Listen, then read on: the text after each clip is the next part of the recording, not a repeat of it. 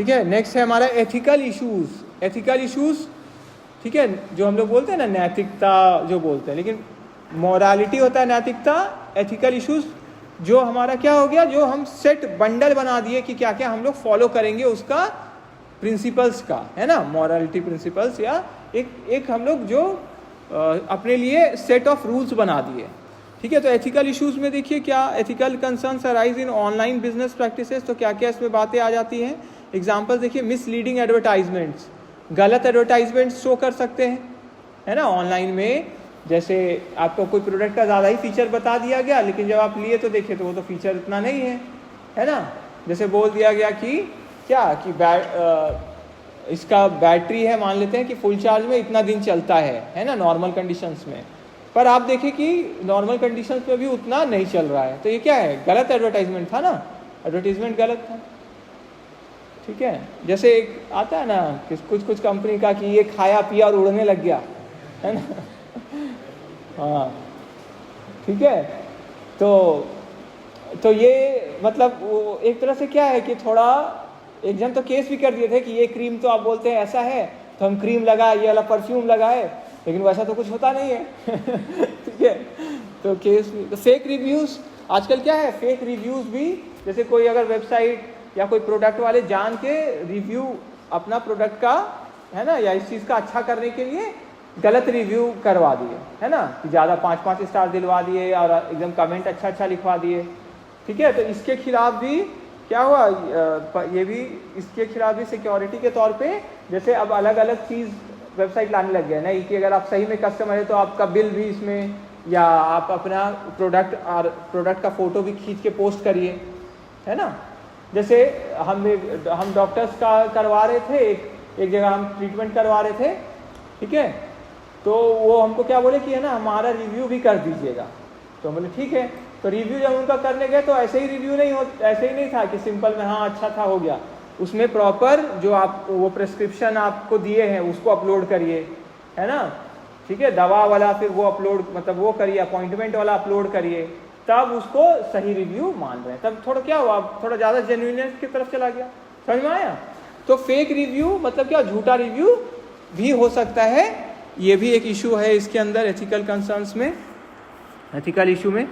फिर selling counterfeit products, गलत product को, झूठा प्रोडक्ट को बेचना, मतलब नकली प्रोडक्ट्स, ठीक है, नाम ब्रांड वही रहे पर है कुछ और, मतलब असल में उसका प्रोडक्ट नहीं है ना। वो रिबॉक का, एडिडास का अलग अलग आता है ना, देखिए ना कि नहीं ये तो लोकल है लेकिन रिबॉक लिखा हुआ है, एडिडास लिखा हुआ है, ये सब है ना, नाइकी है, अलग अलग।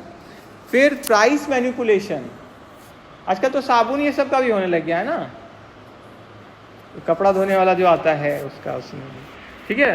प्राइस मैनिपुलेशन, कि प्राइस का भी मैनिपुलेशन हो सकता है। मैनिपुलेशन क्या होता है, धांधली ना, गलत, है ना, ठीक है, गड़बड़ करना।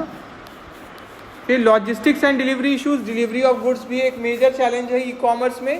प्रॉब्लम क्या क्या आ जाता है इसमें, डिले हो जाता है डिलीवरी में, ज़्यादा आ जाता है transportation cost, damage during transit, ठीक है, डैमेज हो सकता है प्रोडक्ट, कि जब आपके हाथ में आया तो आप देखिए पहले से टूटा हुआ है या कुछ, आप लोग का साथ हुआ है कभी ऐसा कि भाई प्रोडक्ट लिए हैं थोड़ा अच्छा कंडीशन में नहीं मिला, नहीं हुआ है ना, होता है, हो सकता है आने लाने के दौरान।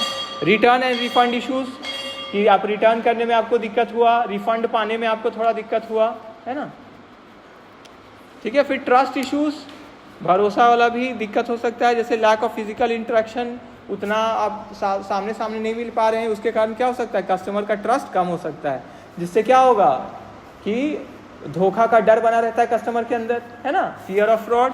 तो अगर ये बना हुआ है जिन कस्टमर के अंदर, तो उनको क्या लगेगा, जब तक मिल नहीं जाए, देख नहीं ले, तब तक क्या है, कैसा आएगा, देखते हैं ऐसा, अगर इस तरह का अगर वो रखते हैं, मन सोचते हैं। Doubt about product quality, product का क्वालिटी कैसा होगा।